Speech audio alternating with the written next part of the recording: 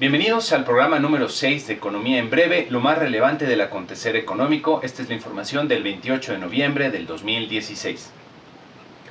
La frase de la semana es un proverbio holandés muy aplicable a los tiempos que vienen. No puede impedirse el viento, pero pueden construirse molinos. En la semana los mercados financieros estuvieron menos inquietos, lo que se debe en parte a los días feriados que hubo tanto en México como en Estados Unidos. El tipo de cambio interbancario terminó 4 centavos arriba del cierre de la semana previa en 20.69 pesos por dólar. Luego de 2 semanas de pérdidas, en la semana pasada la Bolsa Mexicana de Valores logró una ganancia de 2.24%, terminando en los 45.356.85 puntos. Por último, las tasas de interés continuaron subiendo un poco más. La tasa del bono en México a 10 años terminó en 7.45%, ligeramente arriba del cierre de la semana previa.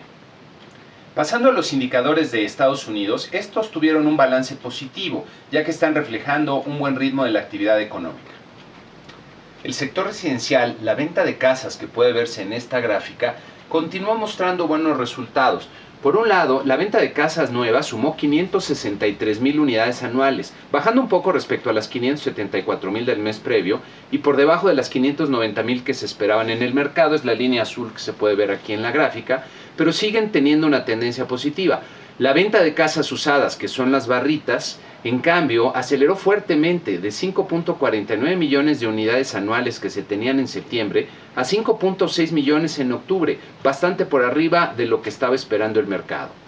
El otro indicador positivo de la semana fueron las órdenes de bienes durables, que incluye, entre otras cosas, aviones y maquinaria. Como se puede ver en esta gráfica, en el mes de octubre presentaron un repunte de 4.8%, bien por arriba del 1.5% que se estaba esperando en el mercado, sumando 239,000 millones de dólares. Este es el nivel más alto que se ha observado desde julio del 2014. Excluyendo transporte, que es donde se concentran las órdenes de aviones, el crecimiento fue de 1%. En una información que es muy relevante para los mercados y para la formación de las expectativas, la Reserva Federal de los Estados Unidos dio a conocer las minutas de su última reunión del Comité de Operaciones de Mercado Abierto, o FOMC por sus siglas en inglés. En estas minutas es donde se presenta la discusión interna que hay dentro de la Fed y las opiniones que tienen sus gobernadores respecto a lo que hay que hacer con la política monetaria. En estas minutas habría que destacar los siguientes comentarios. Primero, puede resultar apropiado aumentar la tasa de interés relativamente pronto. Y en segundo lugar, algunos participantes argumentaron que para preservar la credibilidad de la Reserva Federal, tal incremento en las tasas debería ocurrir en la siguiente junta, esto es, el 14 de diciembre de este año. Todo parece indicar que a finales del año tendremos un nuevo incremento por parte de la Reserva Federal. Pasando a los temas relacionados con México, en la semana el Fondo Monetario Internacional publicó lo que llaman el artículo 4 para México. El Fondo Monetario Internacional es la institución encargada de vigilar la estabilidad del sistema financiero internacional y para ello constantemente están revisando la situación económica de cada país, lo que hacen a través de lo que ellos llaman el artículo 4, y la situación de las instituciones financieras en lo general. Respecto a México, el Fondo Monetario Internacional hace una serie de recomendaciones y señalamientos interesantes, y el primero de ellos es que advierte que nuestro país está expuesto a choques externos, especialmente por el proteccionismo creciente. El proteccionismo ocurre cuando los países tratan de poner barreras al comercio, pensando que de esa forma protegen sus intereses. Pero usualmente ocurre lo contrario, ya que cuando se ponen barreras al comercio se encarecen los bienes que normalmente tenemos a nuestra disposición y muchos de los empleos que se querían proteger con esas medidas acaban perdiéndose de todas formas.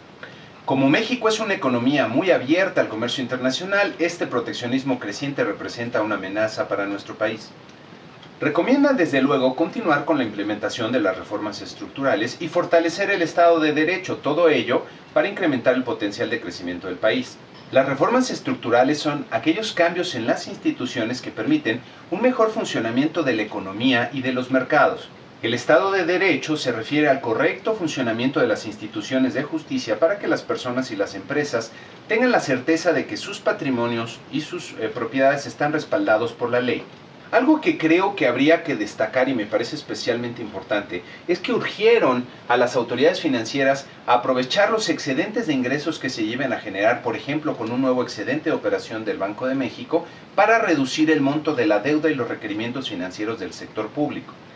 Este excedente de operación de Banco de México se genera cuando el tipo de cambio presenta una depreciación significativa, como ha ocurrido en los 2 últimos años. Esto hace que las reservas internacionales que tenemos en dólares, en pesos valgan más, y ese efecto de apreciación, esa ganancia, por ley, Banco de México la entrega a la Secretaría de Hacienda.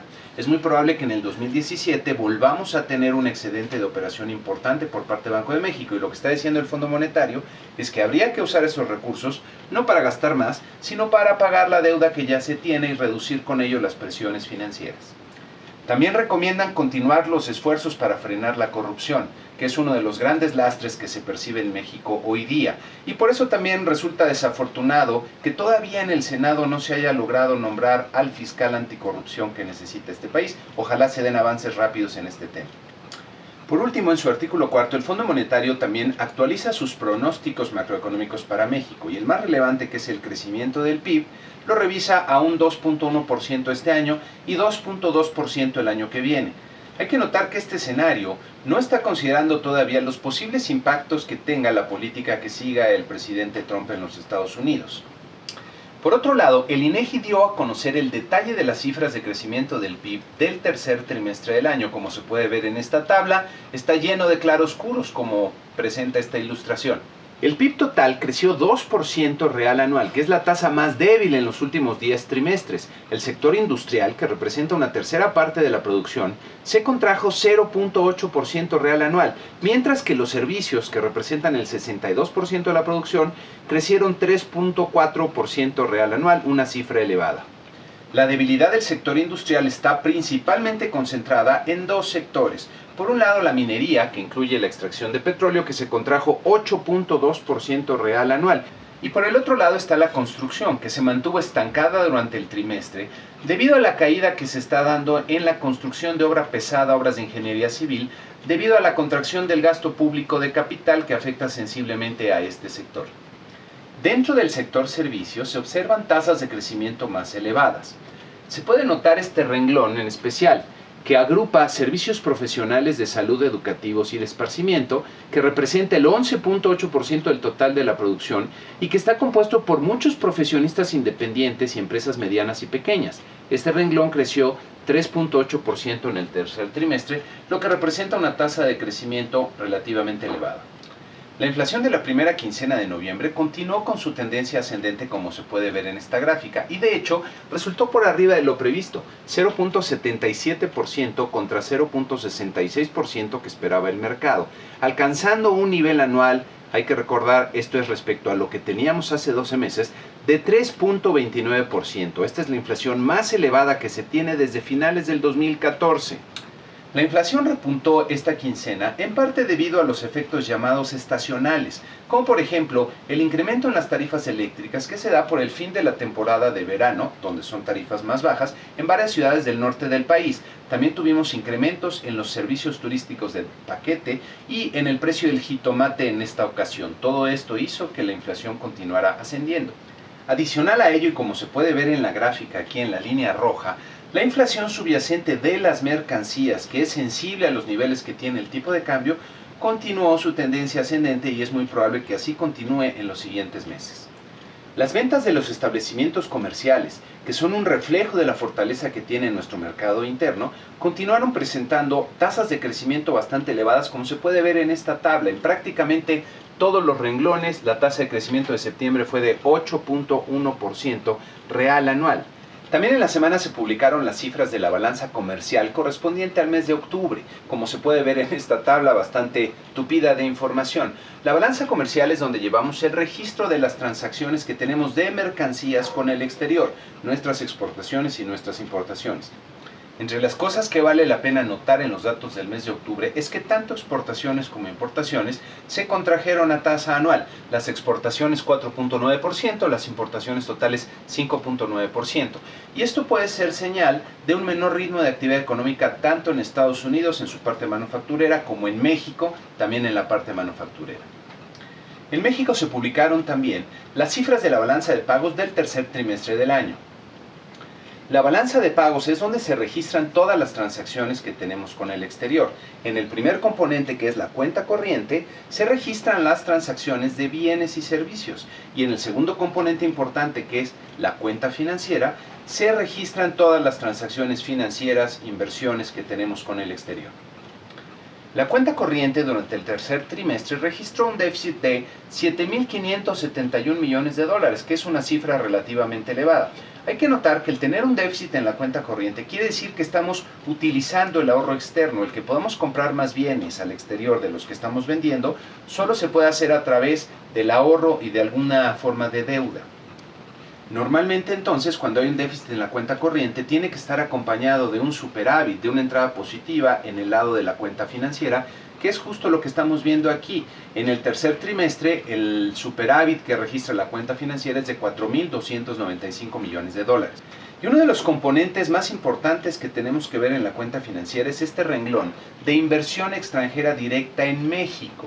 La inversión extranjera directa es aquella que viene al país, que genera fábricas y empleos y que se queda por un largo plazo. Y entonces es la fuente más sana que puede haber de ahorro externo, y como podemos ver aquí, hubo una reducción en relación a lo que habíamos visto en los últimos trimestres, lo que seguro es consecuencia del nivel de incertidumbre tan elevado que hemos tenido a lo largo del año. Banco de México publicó su informe de inflación correspondiente al tercer trimestre del año, donde además de hacer un análisis del desempeño que tiene la economía en lo general y la inflación en lo particular, presenta también la actualización de sus pronósticos macroeconómicos.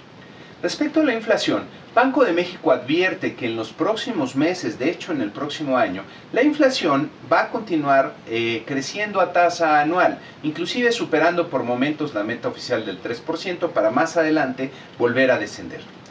Respecto a sus pronósticos macroeconómicos, el Banco de México revisa el escenario que tiene para el año que viene, especialmente en términos del crecimiento esperado para el Producto Interno Bruto. En esta gráfica de abanico del Banco de México puede verse diferentes bandas con tonalidades cada vez más claras hacia los extremos que corresponden a escenarios con probabilidades de ocurrencia cada vez más bajas. La tendencia central está definida por las bandas más oscuras. Esta gráfica ilustra las posibles trayectorias que puede tener el crecimiento ante diferentes escenarios. Y al final del día, y como se puede ver en el cuadrito que tenemos aquí abajo, el rango que Banco de México estaba esperando para el 2017 se reduce medio punto porcentual a un nivel que ahora va a fluctuar entre 1.5 y 2.5%.